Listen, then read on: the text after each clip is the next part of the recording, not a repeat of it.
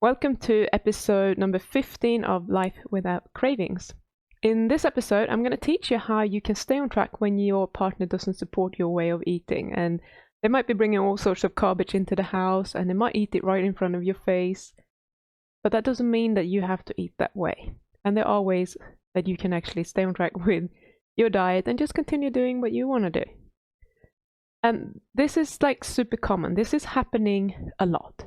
It's just like with other things in life. You and your partner are going to have different views on things sometimes. Sometimes you just have different opinions about things. It might be you have different preferences, different beliefs, different priorities, which is often a case of one person wants to change and another one doesn't because you have different priorities. And that's okay. We don't have to make that a huge problem. So when people are telling me that their partner doesn't support them or their way of eating, it can mean a whole range of different things. So it could just mean that their partner doesn't want to eat the same way as them, and that's it. Or it might mean that their partner is unsupportive and not trying to help them stay on track by eating anything that they fancy right in front of them. Or maybe their partner encouraged them to eat garbage. Maybe. It happens.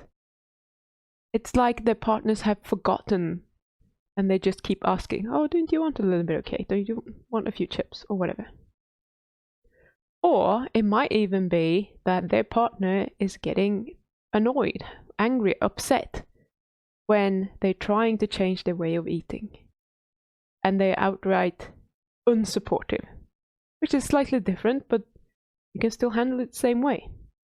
So every single person have their own definition of what a partner should do to support their way of eating. But what if that isn't your partner's job? Can we have less dog scratching, please? Amy. Okay, excuse the dog scratching noises. So this isn't your partner's job.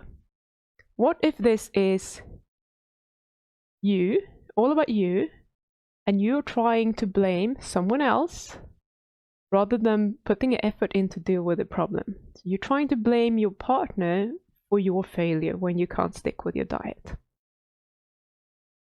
rather than looking at it from the angle that maybe I didn't put enough effort into making this happen. Because there are easy ways of doing this.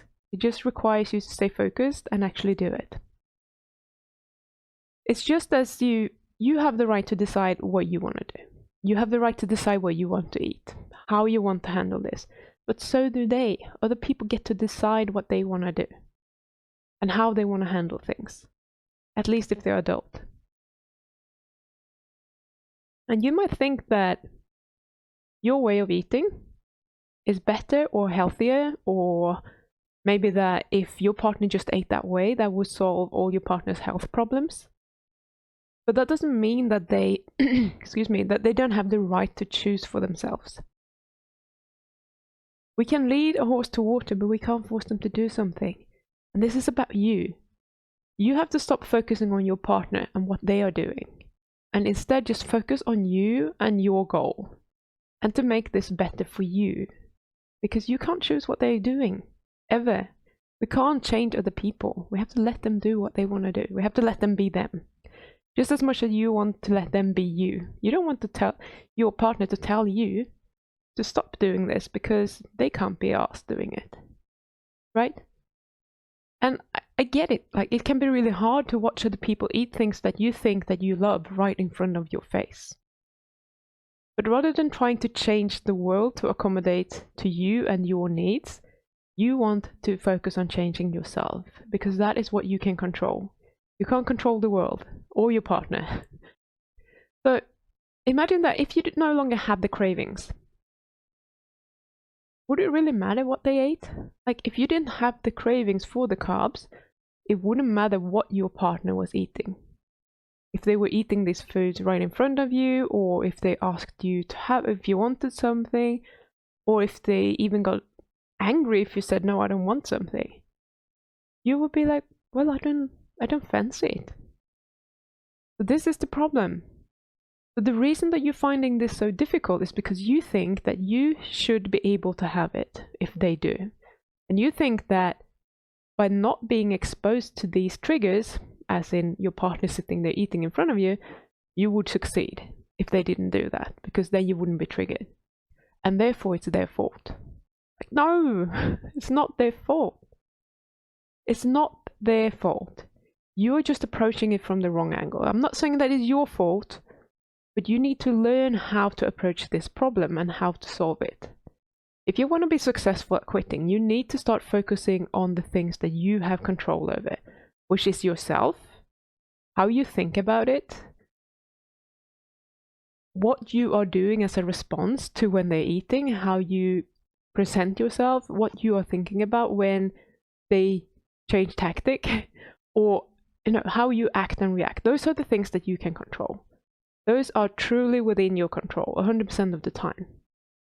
What your partner chooses to do is out of your control. You can make a request, but they might not listen. Right?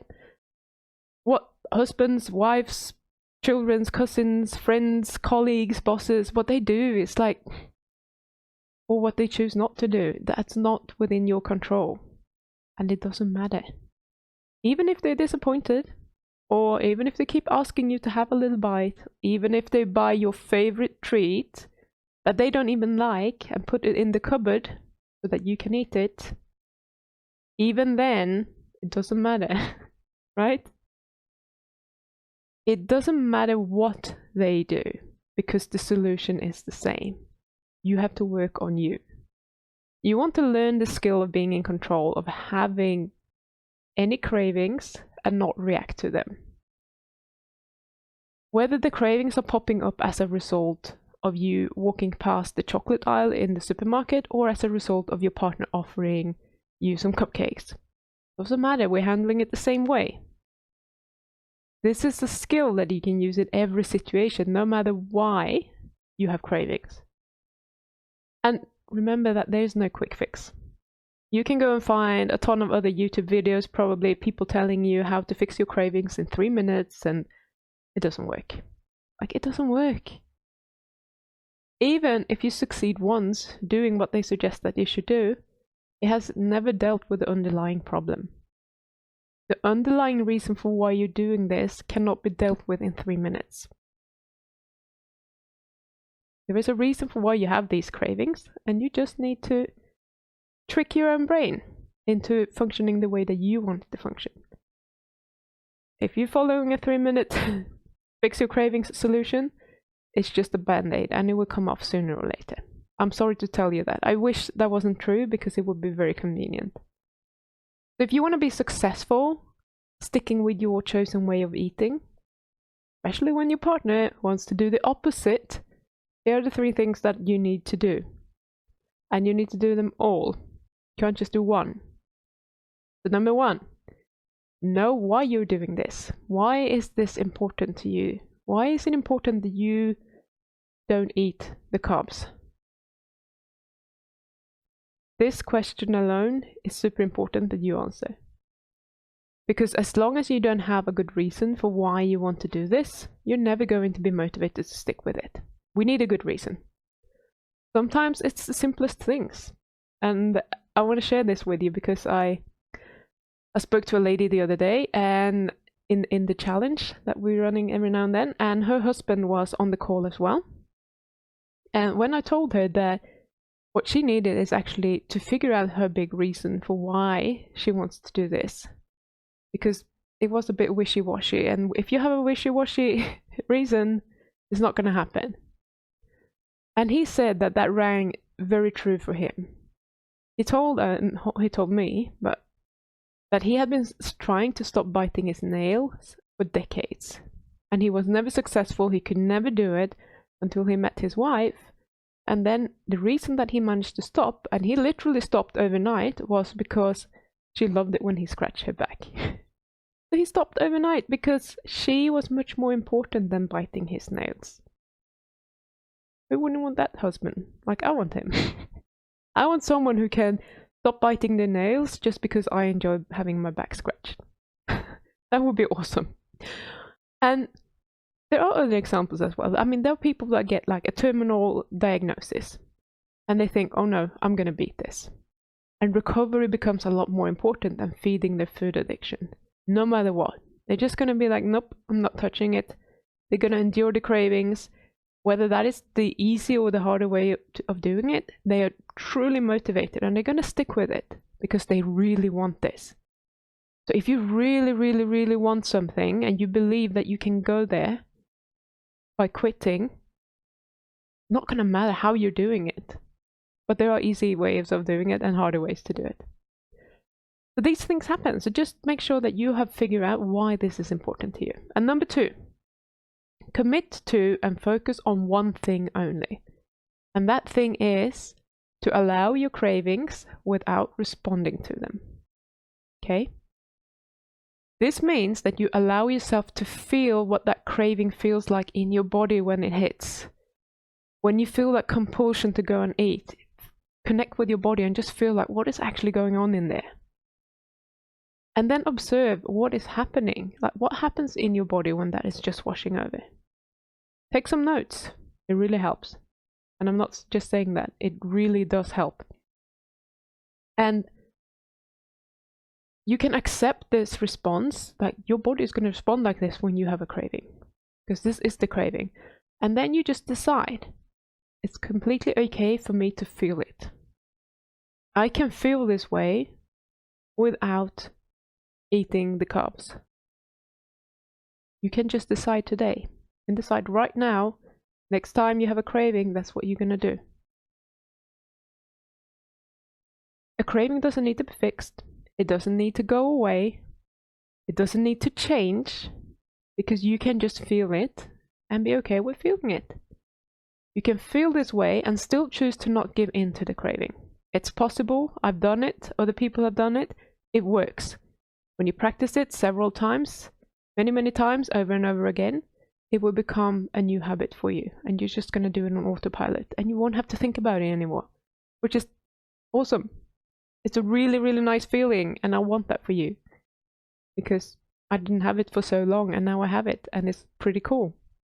And number 3, be willing to feel uncomfortable having cravings, especially while you're practicing this skill, but also be willing to feel uncomfortable with other emotions, because many people are eating when we don't feel well, when we feel stressed or anxious or whatever it might be. Allow yourself to feel those emotions without going to food, because food is never a solution. Food is band-aid, and then you feel even worse after that. But if you can hold out for a little while, if you can just allow yourself to feel those emotions, it's going to be easier. Every day is going to feel easier. And then all of a sudden, you had a craving and you automatically didn't react to it. And you just went on with your day. And that is a nice feeling. So know that the cravings are going to be uncomfortable and expect to have them. Don't think that, yeah, I managed it a couple of times, now they should be gone. They're going to come back. And you're going to be like, that's fine. I know you're going to come back. And that's okay. Don't get annoyed at them. Don't wish them to go away, because that would feel much better.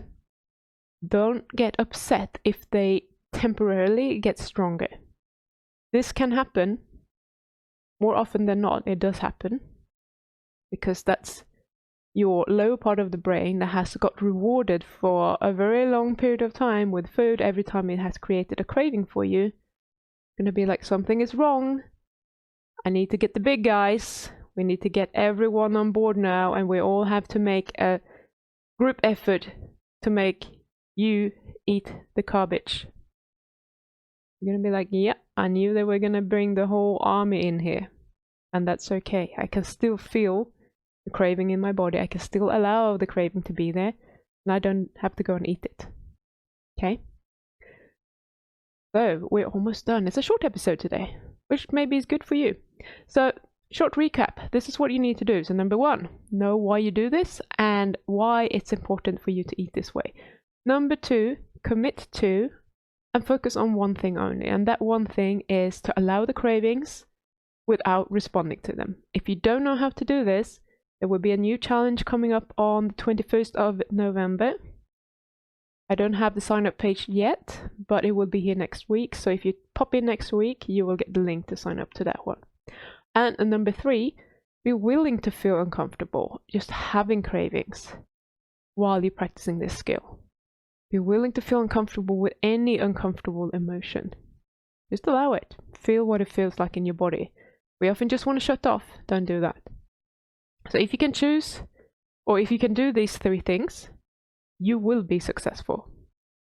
And if you want more help, join the Facebook group Life Beyond the Cravings for Kick-Ass Ketovores. We're having a lot of fun in there, and we would love for you to join us. We are doing all sorts of things. There are some live streams. We're having Zoom hangouts on the weekends. We are just having a good time in the chat as well. So join us, hop in there, ask your questions. I'm always there. I'm always trying to help. Other people are also very supportive. So if you're interested in the community aspect, just hop in there and join us.